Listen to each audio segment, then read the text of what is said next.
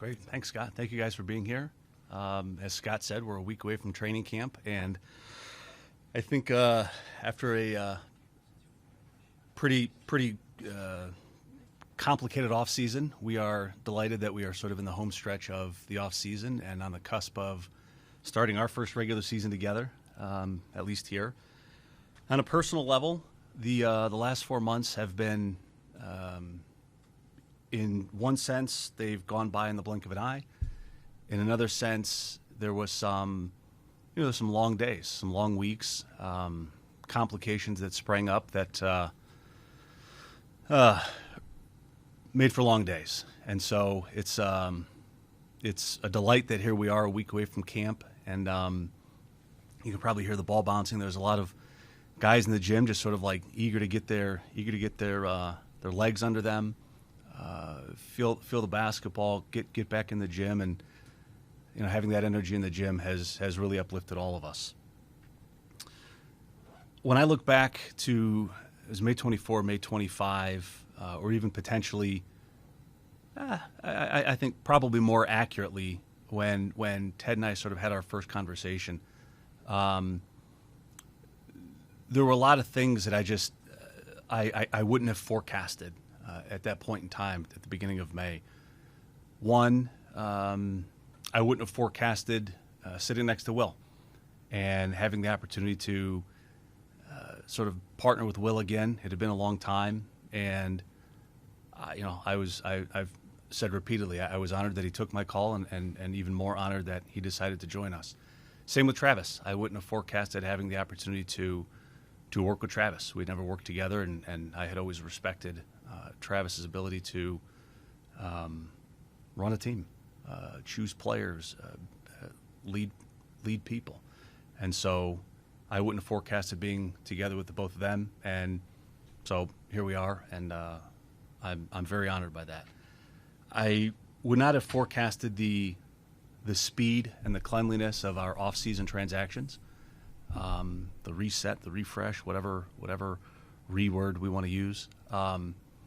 But coming in, when you look at the roster and you look at sort of the complications that existed, I think it was pretty easy it was easy for me to imagine that it was going to be difficult, that it was going to include a tremendous amount of tension, dissent, and we didn't experience any of that. We had great trade partners. We had tremendous collaboration among our staff, our players, the ownership group, even the fans. There was just everything over the course of the summer. Even though some things took longer than others, they felt clean. They felt precise. They felt right. They felt collaborative. And dating back to the beginning of May, having those conversations with Ted, I just would never have forecasted that.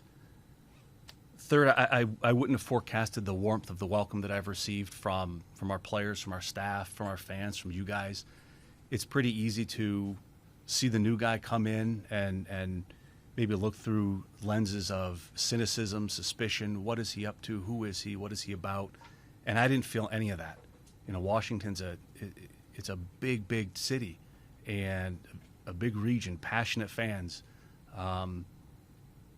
I think it's fair, maybe reasonable to expect that I wouldn't necessarily get, or we wouldn't necessarily get, the benefit of the doubt.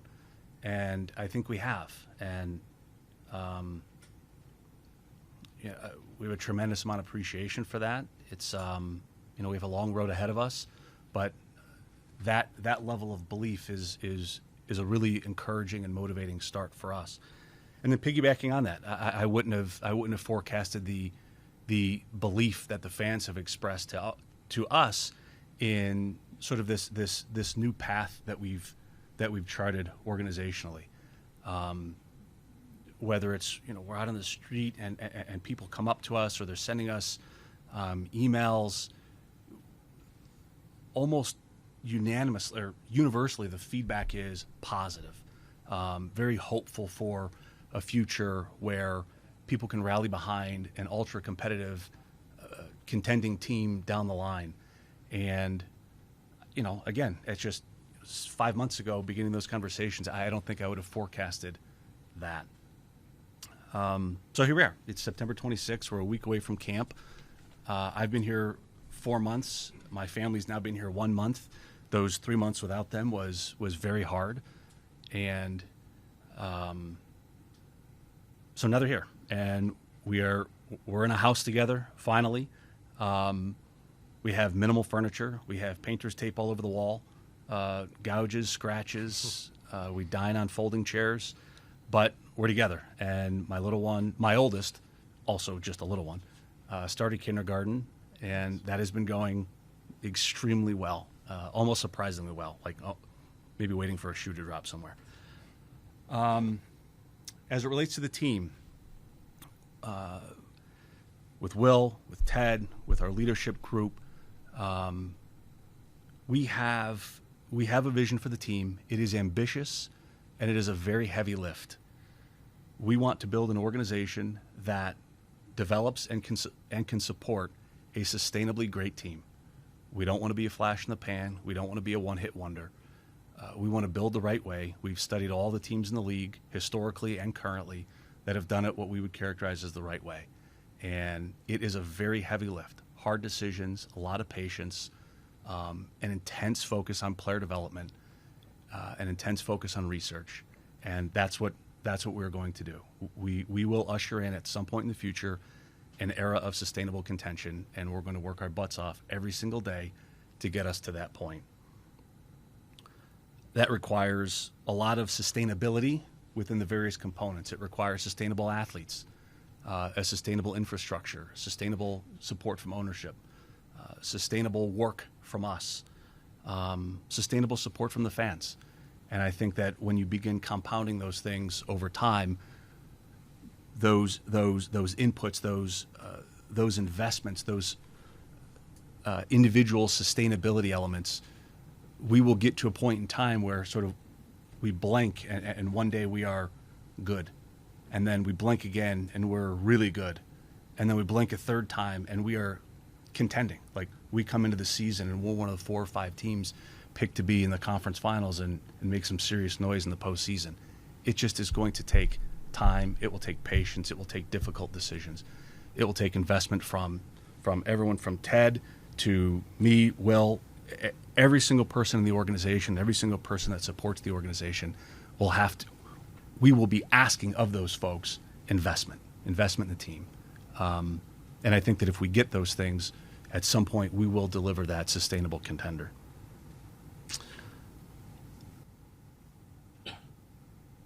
You'll hear over the course of not just this season, but every season, some of the guiding principles that help us stay aligned, that help keep Will and me tethered together, messages we send to our players, and quite frankly, they send back to us. And those guiding principles on which we're going to base every single decision, every single behavior, are pursuing excellence, doing it with joy, competing at the absolute highest levels, holding each other accountable, and doing it together. And we wholeheartedly believe that if those are our 5 ingredients over the course of time in everything we do, player development, player evaluation, preparing breakfast, scouting, team travel, everything, that if those are our 5 inputs into all of those things, the outputs we will live with the results, because we believe that the results are going to be that era of contending basketball. I mean, at the risk of sounding preachy, that's our vision. It's not terribly complicated. We set our sights extremely high. It is that era of eventual contention. We're going to stick with the plan. We're going to compound the moments, those micro moments, those investments. We won't ever stop. We're not going to take early withdrawals. And we're committing to that long-term vision. We're sticking with it. We're enjoying the journey, very much so, enjoying the journey. And we'll live with the results. And so, that's my early impression of what we're doing. As I said, a week away from training camp. I couldn't be more excited than I am right now, despite not having a humongous smile on my face. I'm just ready to get after it. But I'll pass to Will. He's got some things too. Appreciate it, Michael. And thanks again, everybody, for coming out. Obviously, the weather and the traffic was pretty bad today, so we appreciate you guys coming through. I think a word you used early was eager, and I can really, really feel that in the environment that we have in the gym on the other side of these walls. Guys, staff, everyone involved in the organization is really, really eager, myself included, to get it going. I've been blessed and fortunate. This is my 16th training camp that I'll be starting. This one will probably be extra special because it's the first one here in D.C. No matter what, I think you always get that, your daughter's going through a kindergarten, but like that first day of school feeling and like positivity. I think every team has that right now, but I know we have it within the walls. So it's been a summer of work. Guys have put a lot of time in. When Michael and I first, I think we spoke about 3 months ago, when we had our initial presser, we came in and said we're going to assess everything top to bottom and put a plan in place to make this a place where players want to be and put this on a trajectory where we're achieving the sustained success that we're looking for.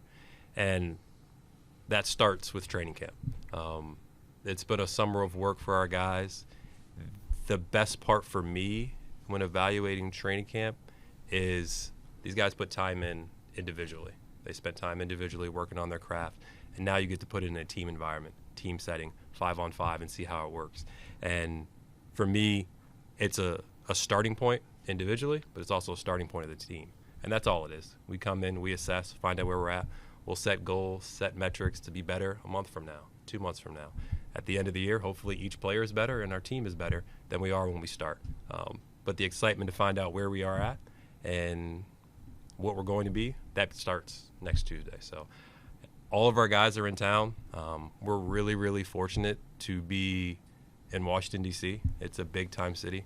A lot of our guys spent a lot of time this summer in D.C., and we've had a lot of leaders within the group who have spent time bringing guys to them in their cities, and we're fortunate. We've had majority of the team here since post-Labor Day. For sure. I would say, to be honest, we've had the entire team, 1 through 19, here the last 2 weeks. That's really, really important for us when you talk about what their group's going to be and connectivity and getting ahead of it, having this reshaping of the roster. I know we had a busy offseason. The front office had a busy offseason, but I'd argue our players and our coaches were just as busy, if not more. They've crisscrossed the globe, to be honest, to go meet our players, be in their home environment, spend time, get to know them, and just work on them as people. And all that just adds to the benefit of connectivity, camaraderie, and what we think we've seen so far. I want to speak for you, but we have these conversations often about kind of what we're seeing, and it's evident to us that our guys like being around each other, and that's really, really important. I think it's also evident that these guys are serious craftsmen. They care about the work, the way they go about it. After practice, their individual workouts, I should say, they're sitting there and they're like watching their own film and trying to get better. They're rooted in doing the work.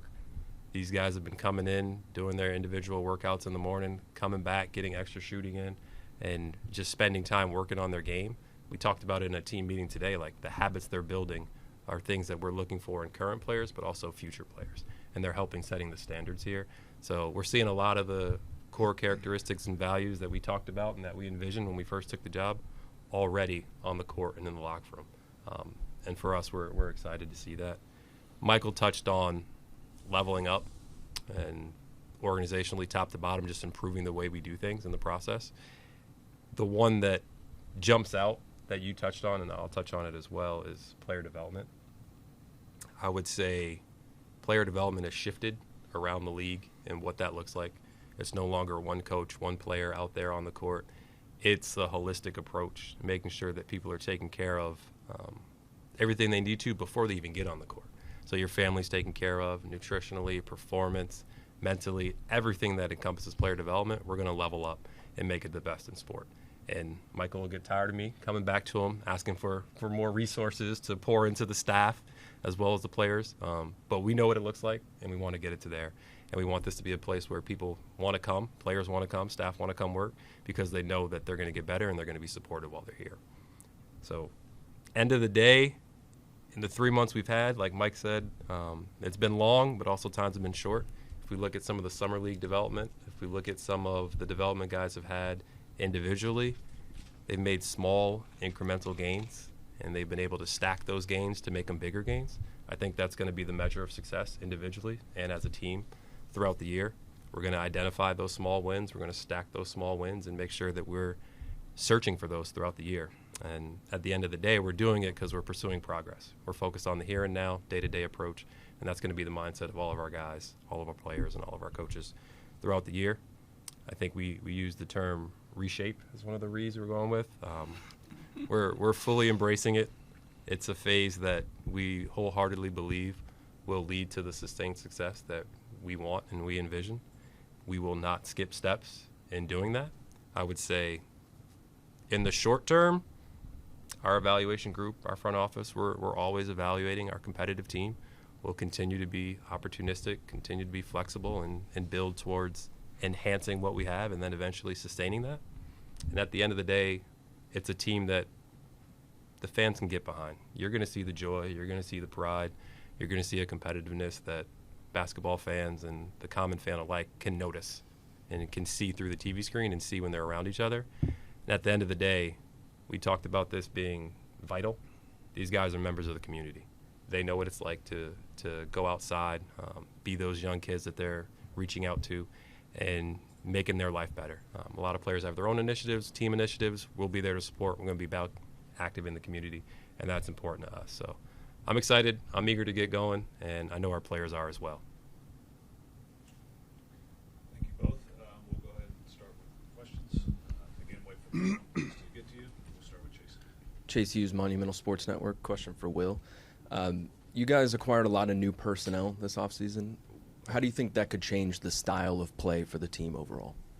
Yeah, thanks for the question. I would say when you look at the new group, the best thing that they've done so far is come together and learn each other. I always like to say the basketball will take care of itself. That's what the training camp is for.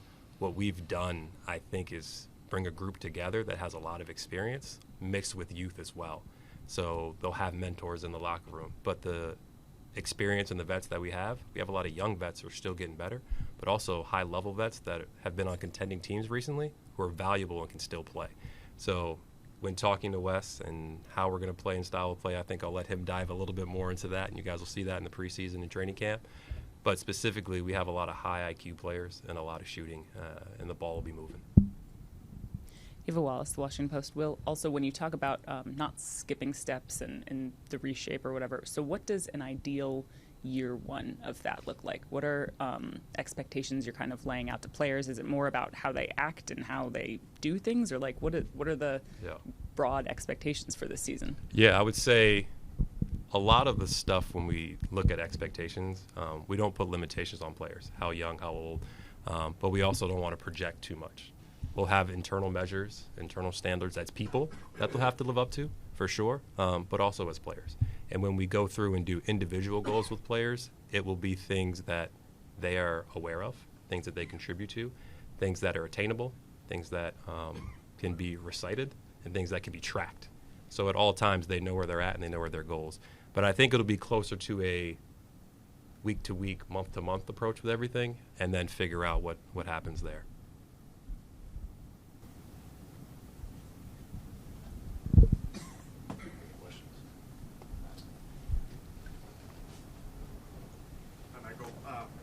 From the Washington Times. Just wondering, when you set out like your forecast, when did you kind of realize reset, refresh, whatever R word you want to use, but for this was kind of the appropriate course for this team? Good question, Matt. The early, and it was a function of conversations with the players that had finished the season with the team, with the coaching staff, and with some of the front office personnel. Really, the analysis was, can we, in pretty short order, assemble a legitimate and sustainable contender around the nucleus that we had? And I think through, really hard analysis, really difficult conversations, the conclusion was no. And I think the players concluded the same. And so ultimately, once we had those conversations with the players, with Wes and the leadership team, we all sort of came to the difficult conclusion that we probably can't put together a long-term sustainable contender with just the limitations that we had at the time. And so pretty early in the process, prior to the draft, this is when we came to that conclusion.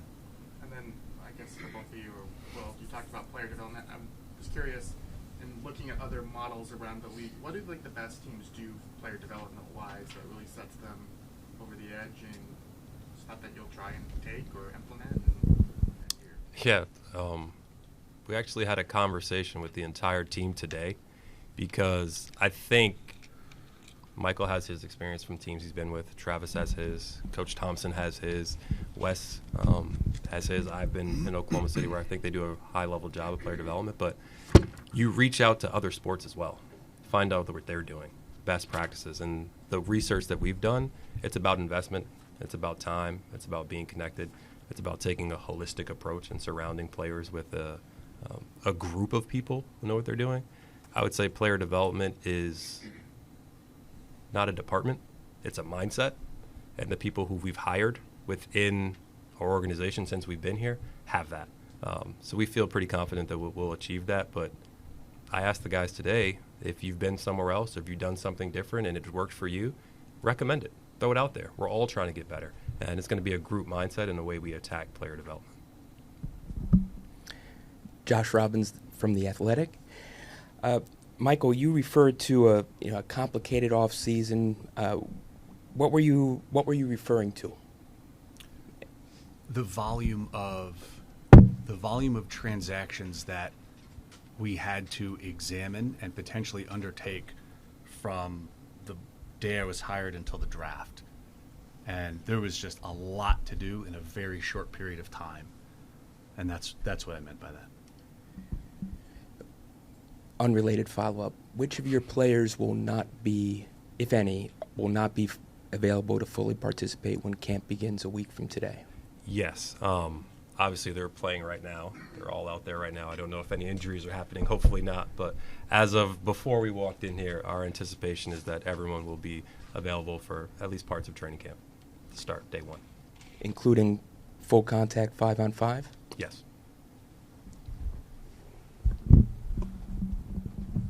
Good morning. David Aldridge with The Athletic. Good morning. I wonder how you plan to navigate the inevitable fits and starts of a reshuffling. There will be successes, there will be failures.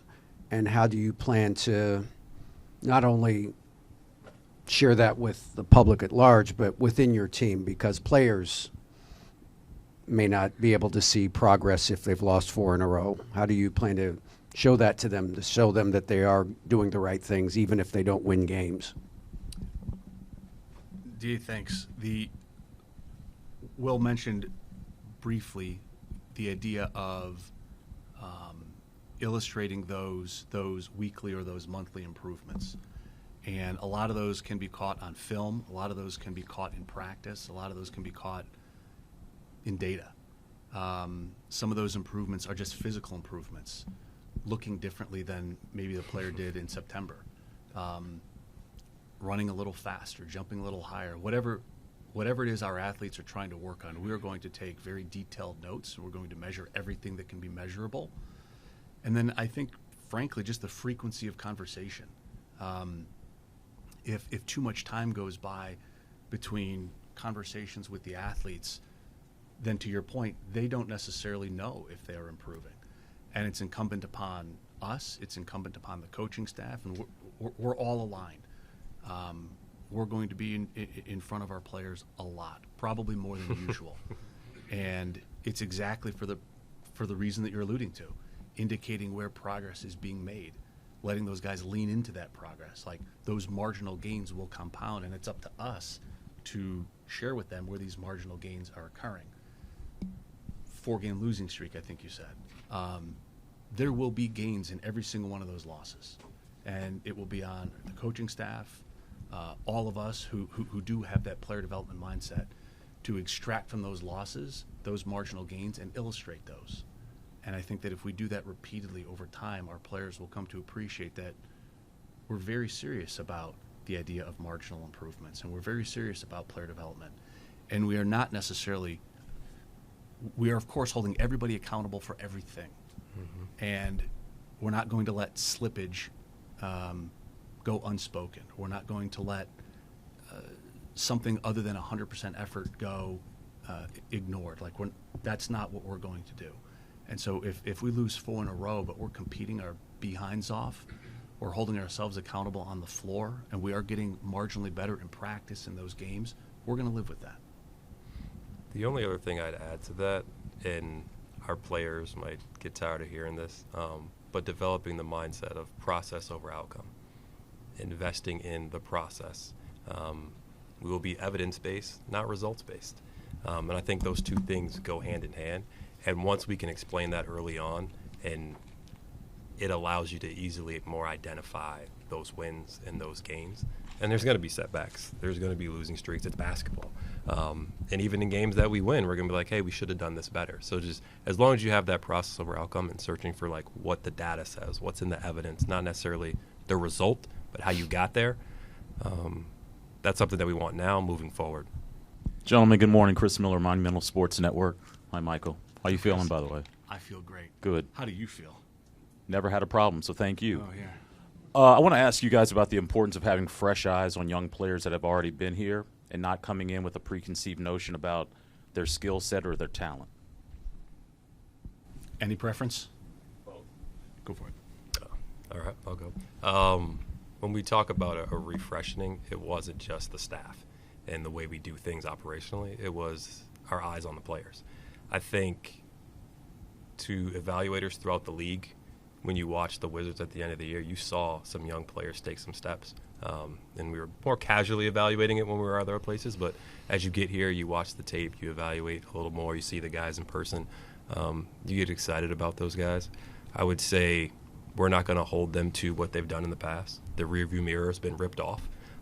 We've put people in situations to where we're going to give them goals to be successful this year and won't hold them to what it was before. But there are a few guys that you feel good about where they're at and where they're coming. And there's be a refresh from our coaching staff and a refresh from the guys on how they look at things. So organizationally, I would say that's how we're addressing that. I mean, I can come up with something to piggyback, but that was pretty good. I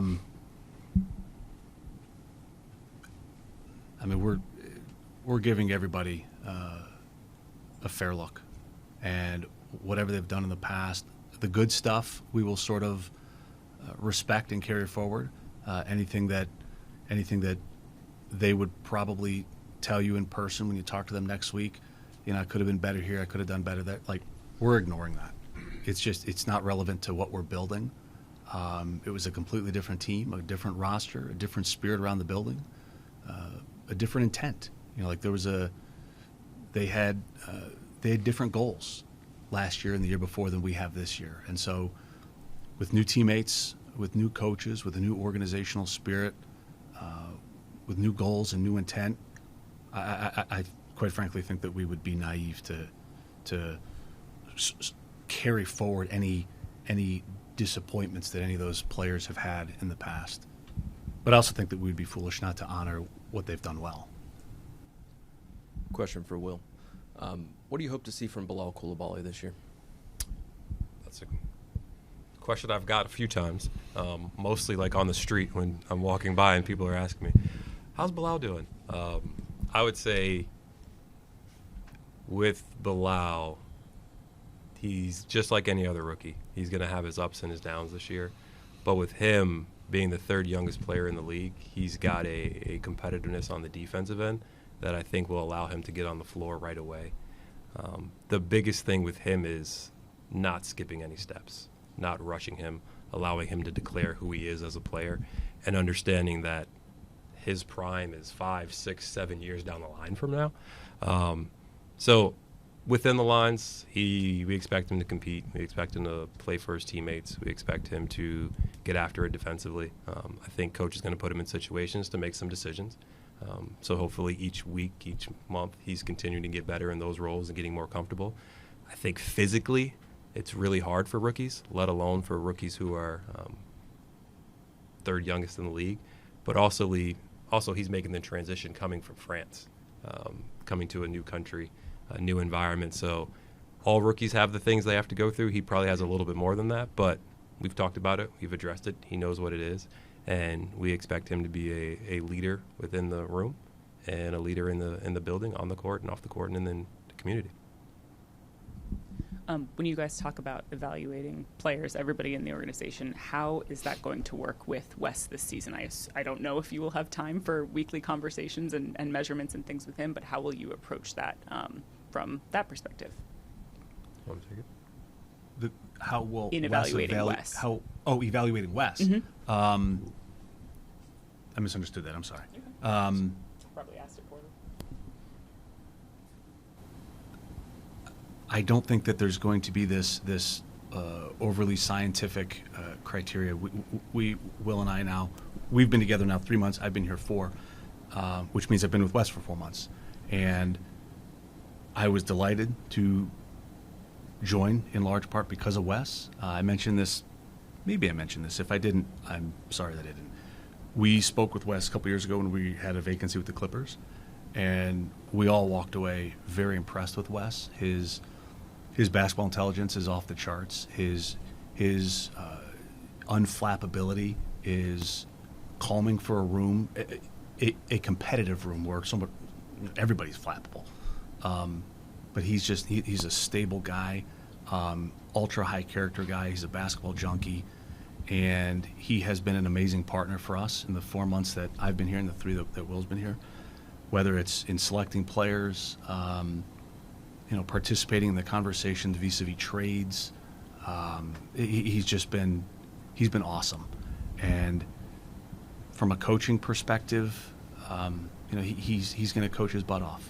We know that. He's registered with us countless times how excited he is about this team, how excited he is to figure out, and it's going to be really hard for him, but figuring out how to blend those young players with the vets.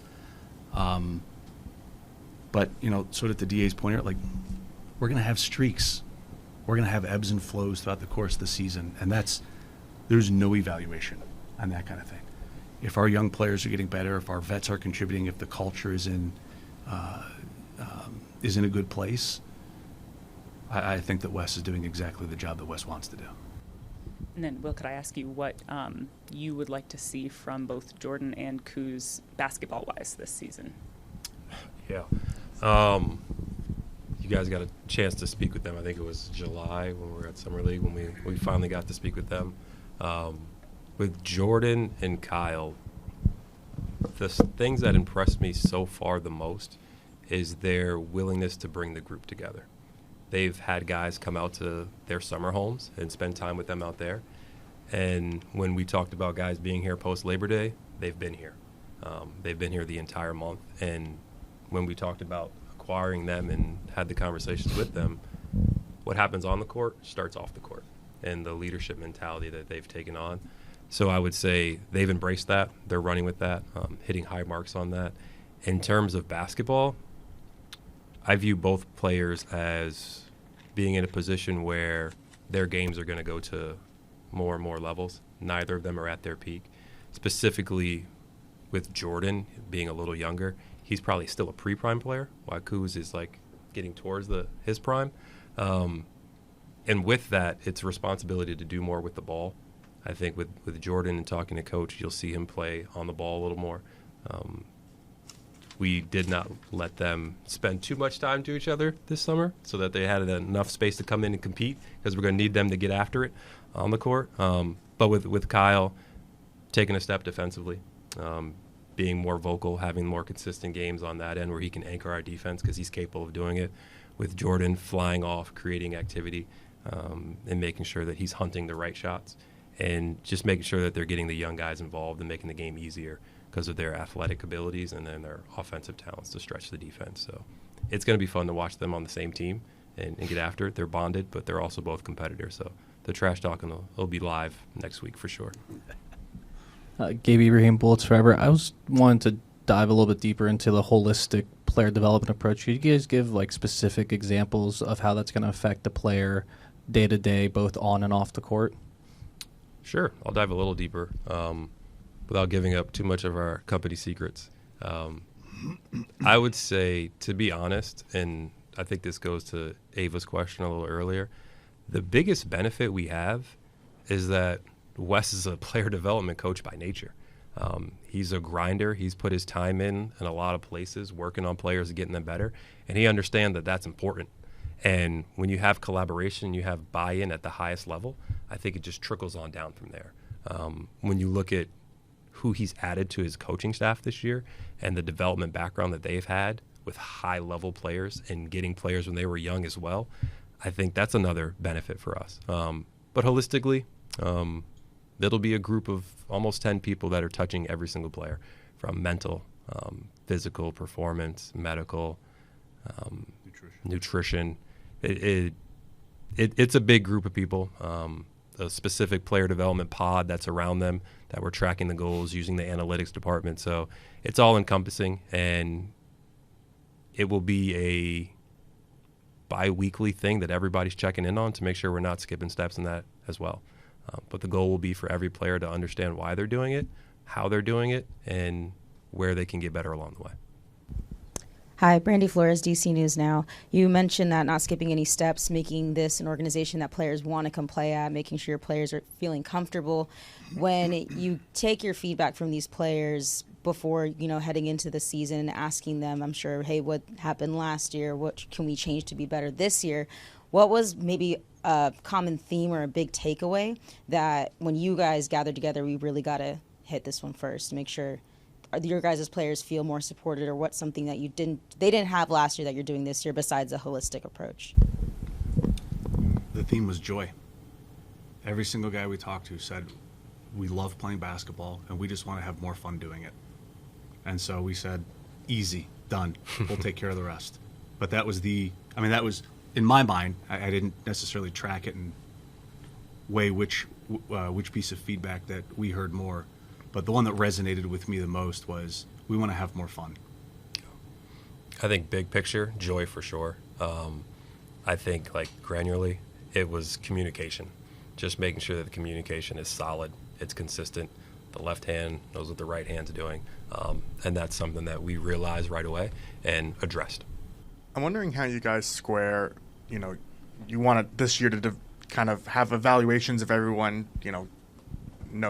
everyone has a fresh start, but you guys have hard deadlines with Denny's contract or giving him an extension. And specifically for Denny, how are you kind of looking or approaching that in the context of you have to evaluate everyone first and all those sorts of things? Yeah, I would say with Denny specifically, he's really invested in his body this summer and really invested with the team. We've had a lot of people travel to go visit him and just spend time with him. And he spent time in D.C. this summer. So he's professional. He's going to approach training camp like he has at the very beginning.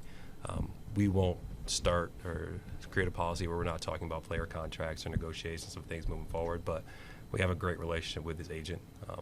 We'll have professional conversations with him when the time is right. But just like all of our young players, they're ready to go, they're eager, and they look forward to getting after it. Wes Unseld here from Monumental Sports. How are you guys doing? Good morning again, gentlemen. With all the re's being considered, retooling, reshaping, redesigning, when it comes to the players that you want to have in this organization, what would you define as a Washington Wizards player is, if you could so kindly fill in the blank with that, without being overly simplistic in the question? Sorry. I'll take it. I think I probably touched on that earlier in terms of finding players who are serious craftsmen. They take the game seriously. They're invested in their own development. They are guys who are rooted in doing the work. They know what it takes and are willing to build good habits. It's players who can really buy into team dynamics and understand how they can use themselves and how important it is to sacrifice for your teammate. On the court, the 94/50, we'll look for guys who are advanced processors, who can know the game, speak the game, and see it early. In basketball, you're trying to find more time on the court. We all operate within 24 seconds, but those that can process information and think quickly and move the ball to a spot to force the defense to shift have the advantage. And defensively the same way, if you can anticipate and see things ahead of time. So we'll find guys that have that. Obviously the game is changing. You got to find players who can stay in the game and play on both ends, have versatility and athleticism, but at the end of the day, basketball is basketball. So you got to have the other things that support the 94/50 that will drive success internally and individually. Good morning. Megan McPeak, Monumental Sports Network. You spoke today, this is for either of you or both of you, a lot of the player development. You mentioned quickly touching on the new staff with announcing that yesterday. What went into reshaping and retooling the staff from Wes on down and bringing in new guys who have worked with top-level talent and player development? How does that go into this holistic approach, and what went into that mindset of reshaping it? Yeah, I'll go first. I think when I walked in, I think even when Michael walked in, there were some vacancies already. So at that point, I apologized to Wes right away. I was like, listen, we're going to get to this. This is really, really important. We're going to help you and be collaborative with the decisions you want to make with your coaching staff. But we got to get through the draft a little bit. We got to get through free agency a little bit. And then we had the time to really, really invest. Wes was talking to people, getting a feel for different candidates and spending time with them, and then looped us in. At the end of the day, it's his decision. The goal that we kind of gave him was, at the end of the day, we want the coaching room to be better than it was last year. So whatever additions we have to make, let's make sure we do that. And he vetted everyone. There's some consistency with the type of players or type of people that we brought in terms of their player development, their opportunity to grow young players, the way they see things. And I think it was internally and also externally.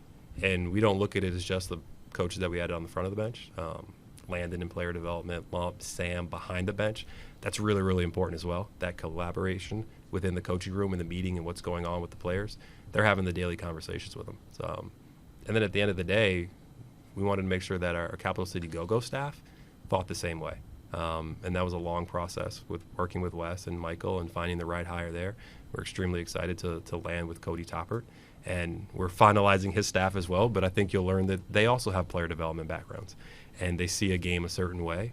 They're innovative, they're creative, and they're going to try to push us forward and try to do new things and try to evolve the game of basketball and what a Wizard player looks like and how we play. So at the end of the day, we were just there to help Wes. We thanked him for his patience, but I think he found the right guys to really come in and help us. Morning, guys. Neil Dalal, Hoop District. Michael, kind of a dumb question for you. Do you prefer Michael over Mike? No preference. Gotcha. For you, obviously, you're going from being the GM for the Clippers. Will is running the day-to-day. How do you envision your day-to-day or week-to-week, job description as you hit the season running? Probably the only thing that we haven't created a vision statement for, Neil, and we're going to duke it out along the way. Will and I were together for 7 years in Oklahoma City. We have a deep respect for each other, a genuine friendship, and we know how we want the job done. Not each other's job. We know what we want from the organization, and whoever first lays eyes on something, whoever's impression is first impression, that's what we're going to lean on. But I don't think there's any bright line between, like what my day-to-day looks like and what Will's day-to-day looks like. I do have the Mystics as well, and I'm very passionate about helping them build a sustainable contending team as well. And so Will's going to spend all of his time working on the Wizards and the Go-Go. He'll probably be with the team a lot, supporting them and sort of demonstrating as the example of the things that we're looking for. And then, as the mile markers come down, whether it's the draft, free agency, trade deadline, obviously we're going to be ultra collaborative on that sort of thing. But one thing I promised Will 3 months ago when we had our first conversation, and I'll promise him until I need to, I'm not getting in his way. And whatever that looks like on paper, or whatever, however that looks on the road, at the gym, I'm not going to get in his way. And for you, Will, Michael talked a little bit about, getting to know Wes these past few months. I don't know if you had any prior history with him besides just, being in the league circles, but in the last 3 months, what have you learned about him? What has he impressed you with? Yeah, we previously hadn't really crossed paths too much other than hi and bye, which is surprising because we've both been in the league as long as we have. The biggest thing I think that I've learned about Wes is the type of person he is. He doesn't have an ego. He's supremely humble. he carries himself like the video guy that first started, even as a head coach, in terms of his work ethic and his approach and his diligence. He's a grinder. He's about the right things. He's welcomed me. He's welcomed Mike. He's welcomed our families as being the local guy and kind of showing us the ropes. So that's been helpful to have him in our corner there as well. And we probably talk or text every single day. We probably haven't missed a day, so we're really learning each other's cadences and kind of how to go about it. And I'm looking forward to the plan he has for the staff. I really am, to see him lead the staff, but also be a leader of young men on the court as well. You sleep good at night knowing that Wes is in charge of holding up the values and characteristics that we find are important, because we've got together as a group and made sure that we all thought they were important. And that's important to me. Good afternoon, Karita Parks with Double Take Sports. It's afternoon already. Yeah.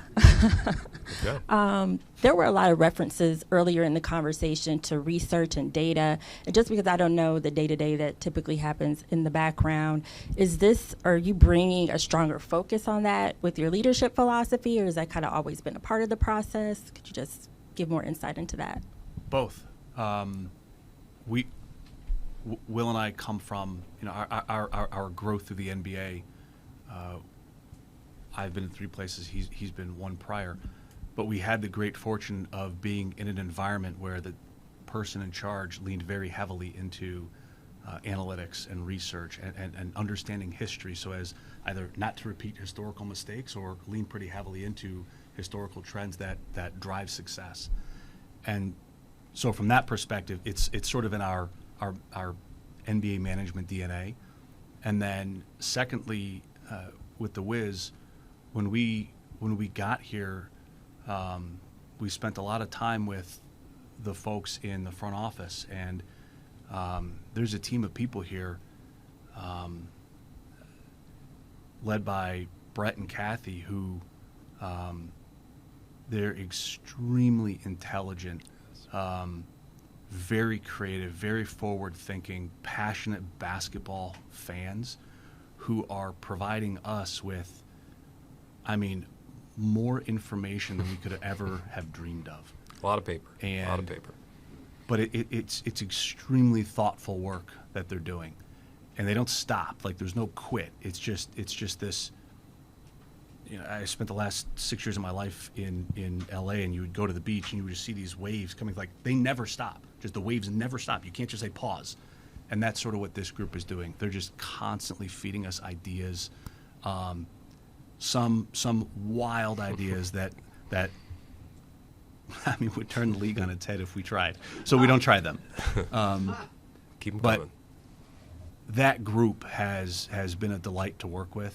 I'm extremely proud of the work that they've done in helping us get to where we are, in making decisions, giving us the information, the risks, the rewards. Hope that answers your question. It does. Follow up for you, Will, specifically. You've touched on a lot of the players, but Tyus Jones, could you talk to us a little bit more about why you acquired him in the offseason and what you think he'll bring? Yeah, I appreciate you asking about Tyus. He, for his age, he's even more wise, I would say. Obviously, people look at his game and you see the assist-to-turnover ratio, and the guy's never averaged more than or over one turnover per game. I'll hopefully keep it that way. But he just sees the game from a advanced processing perspective. He's a committed athlete to the team, and that's something you really, really want.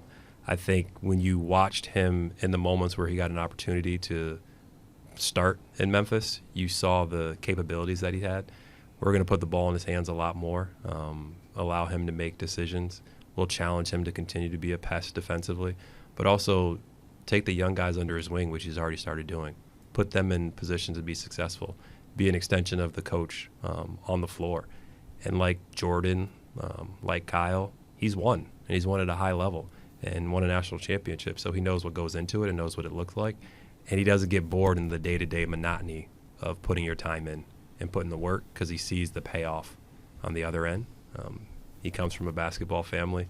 I've got a chance to spend some time with his little family as well. Like, he's a true girl dad. I think he came in today wearing the shirt girl dad. So his responsibilities, the way he looks at life, the things he values are aligned with me personally. So I've been able to enjoy spending time with him, but I think it's aligned with what we're looking to put on the court. So we're happy to have him. Last question. It was a great question. I just want to follow up with that, besides the fact that he just never throws the ball away. But how much did your evaluation of him either coming off the bench or starting, and the fact that Memphis still had success with him starting, have an impact on you guys making that trade? Yeah, I think guys that can impact the game off the bench, starting, we just look at their production when they're on the floor. And when you look at his plus minus and you look at his ability to impact the game on both ends, he's someone that it's clear that players enjoy playing with him. We've had players that have played with him in the past, and they speak about the quality of person, but also the quality of player. And basketball takes care of itself. We don't know what the roles are going to be. We don't know what the minutes are going to be, but we anticipate him being on the court a good amount and us being better for it. Finally, for a personal note for you, Will, you spent 15 years in a place, and I'm sure you've gathered a lot of intel, and you've probably had a lot of mentors along the way. But to have this opportunity this first year to be the general manager, what are your thoughts kind of going into it and the work that you've put in now to hand this team off to Wes? Yeah, when Michael first reached out, the joy that kind of goes through with you, like getting an opportunity mixed with like all the work you've put in to try to have an opportunity like that, mixed with like, are you worthy? Do I deserve this? Am I ready for this? And then like, do I have the humility to go about this in the right way to where I don't have all the answers? I'm young in this job, young in this role. I'm fortunate to have people like Michael who have done it, who have been around it, that I can go to every day. Travis is running an elite organization. He's right there next to me. But all my other mentors that I've had throughout the years that have done the job and continue to do the job with other teams at a high level, I have a strong circle and an extremely strong support staff at home that starts with my wife and my entire family to give me the confidence to push through. It's going to be fun. I'm going to enjoy it. I know that I'll give Mike my best effort to try to lead this team, and that's all he's asked for. So I appreciate you asking that. Like it's daunting, but it's also encouraging and humbling at the same time.